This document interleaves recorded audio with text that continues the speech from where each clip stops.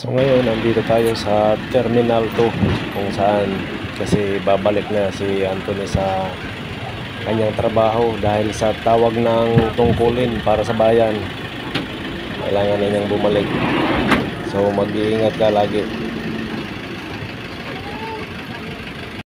So matatagalan na naman ang pagbalik niya dahil na-destino siya nga naman sa medyo malayong lugar.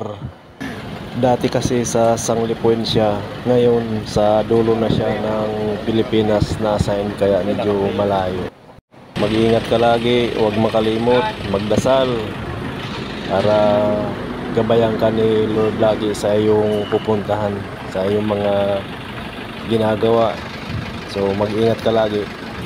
So inantay ko lang siyang makapasok tapos uuwi na rin kami kasi bawal dito magtagal sa airport.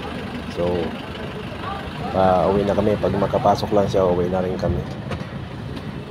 Kunti lang ang pasahero yata ngayon. So ilan-ilan lang yung mga nakikita ko ritong pasahero. So pagdating ng Mayo yan o bakasyon na naman yan sa mga kanya-kanyang probinsya, puno na naman ito pag Mayo na naman.